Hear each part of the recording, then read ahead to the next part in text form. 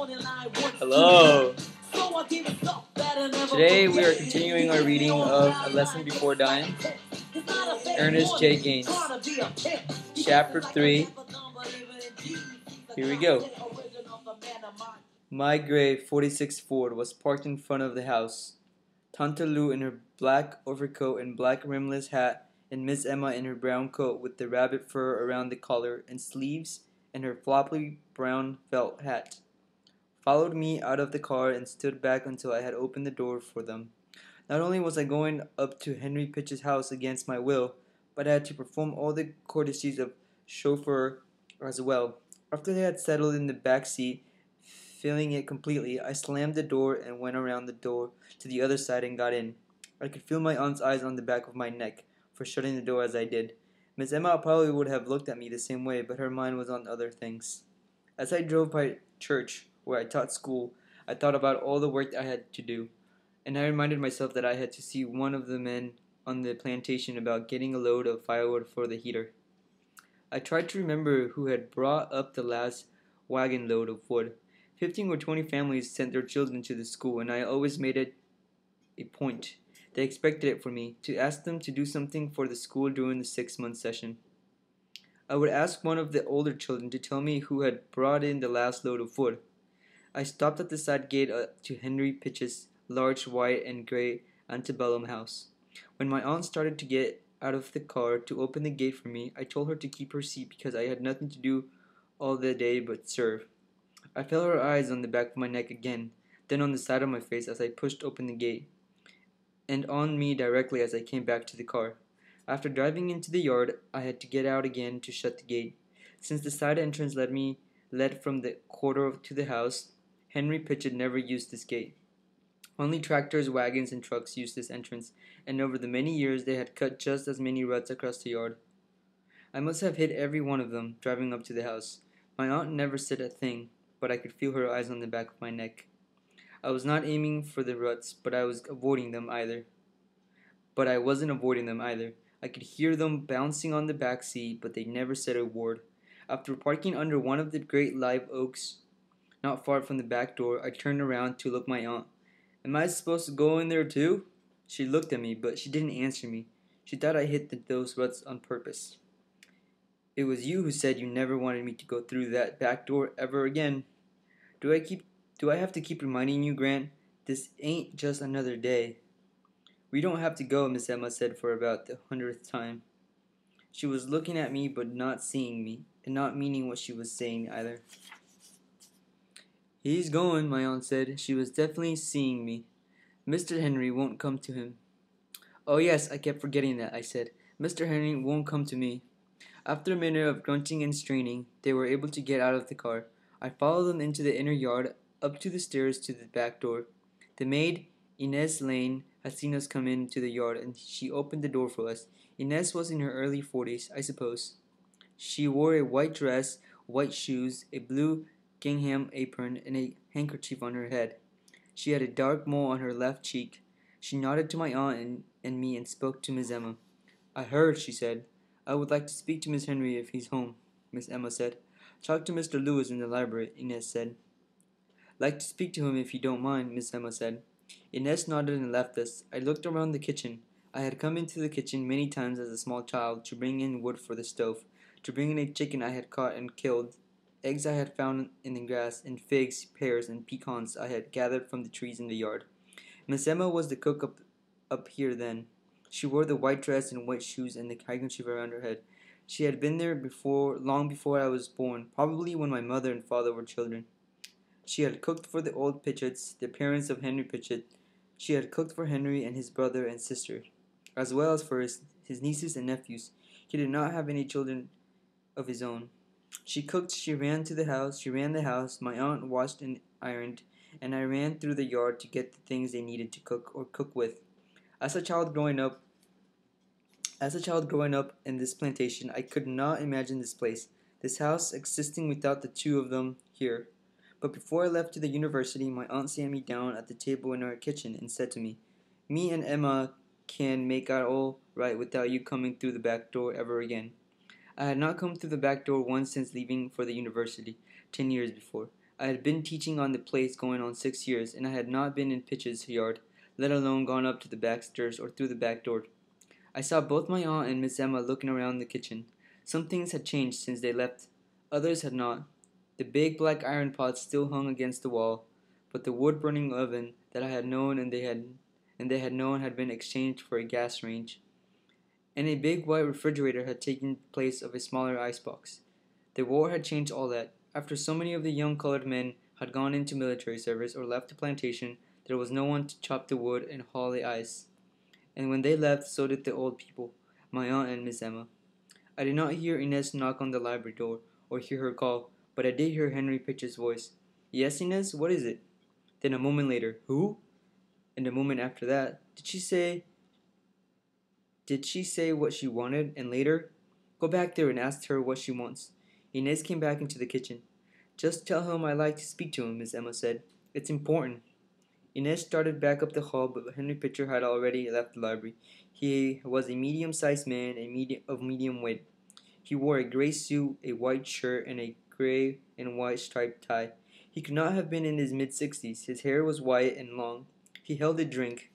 Louis Ruin, who followed him into the kitchen, was taller, heavier, and maybe a year or two younger. He wore a black pin-striped suit, and he also held a drink.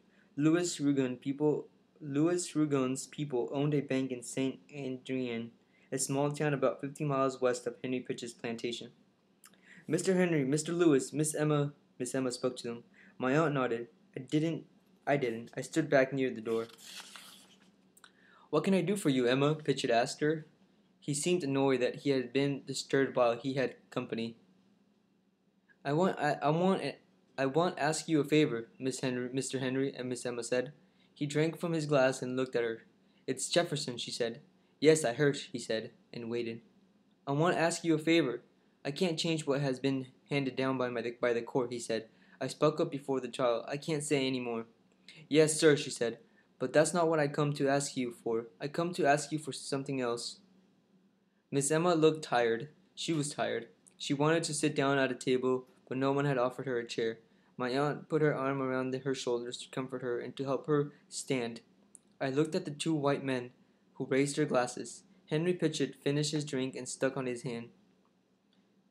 Inez knew what it meant, and she came forward to get the empty glass. Then she turned to Louis Rugen, who had stuck out his glass, empty of everything except 2 or 3 small cubes of ice. She took the glasses to a liquor counter to refresh the drinks. They called my boy a hog, Mr. Henry, Miss Emma said. I didn't raise no hog, and I don't want no hog to go sit in that chair.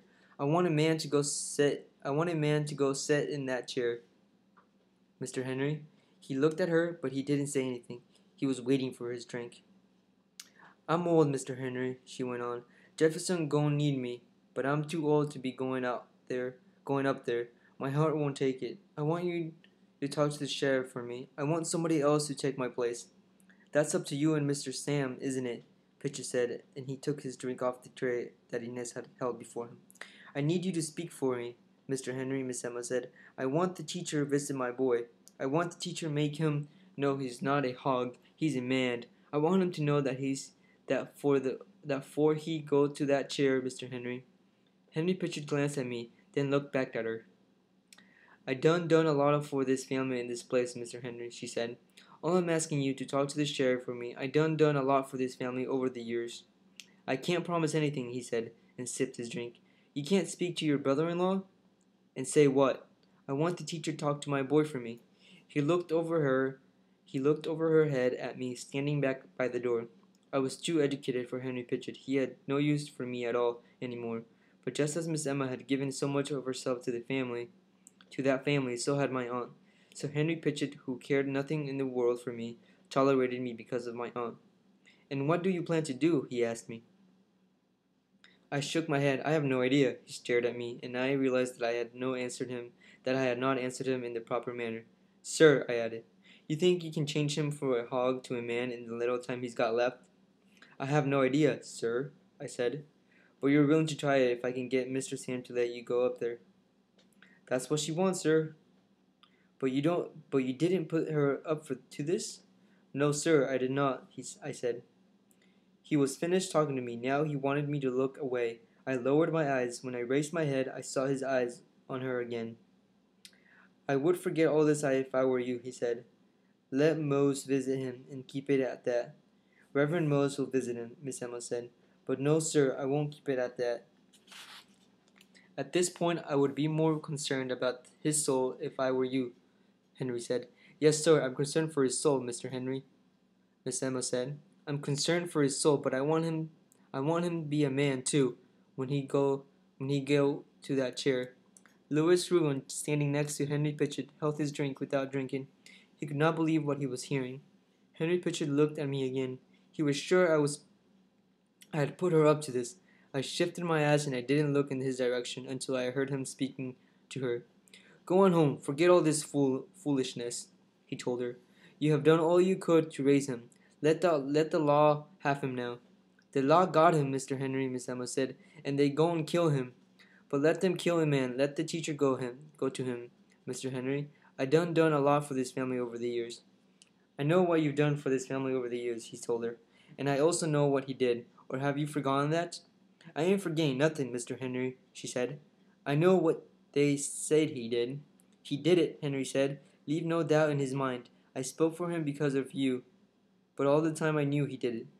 If you say so, Mr. Henry. I say so, he said. That's not what I come up here for, Mr. Henry, Miss Emma said to him. I'm not begging for his life no more. That's over. I just want to see him die like a man. This family owe me that much, Mr. Henry, and I want it. I want somebody to do something for me. One time before I close my eyes. Somebody got do something for me one time before I closed my eyes. Mr. Henry, please, sir. From where I stood back by the door, I could see my aunt tightening her grip around Miss Emma's shoulders to give her comfort. I'll speak to him, Henry said, but it's up to him, not me. Tell him what I've done for this family, Mr. Henry. Mr. Henry, tell him to ask his wife all I done for his family over the years.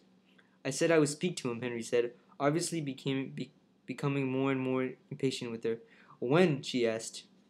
Henry Pitchett had started to raise his glass, because for him the conversation was over. But when Miss Emma spoke again, his hand stopped inches away from his mouth, and he lowered his glass. What? When? Whenever I see him, that's when, he said. Now, if you don't mind, I have a guest. He drank and turned away. Mr. Henry, Miss Emma called him, but he kept walking.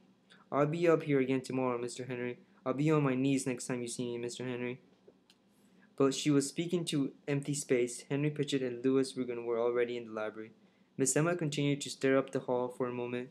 Then she and my aunt turned away, and I held the door open for them to go outside. The sun had gone down, and it was getting colder. So, chapter 3, we know that Miss Emma is begging Mr.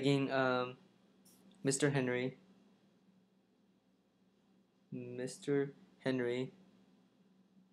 to ask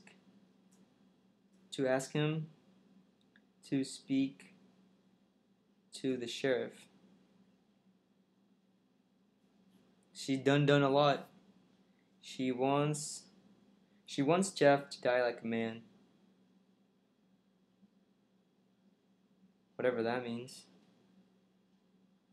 So she's coming back tomorrow. She will come back until he talks to the sheriff and allows Grant to speak to Jeff. So we also know that the preacher is going to talk to Jeff, and they hope that the preacher will do good to him. But that's about it. So Ms. Emma is asking Mr. Henry to go talk to the sheriff for everything that she's done for the family. So hopefully that works. I will see you later for chapter 4. Goodbye.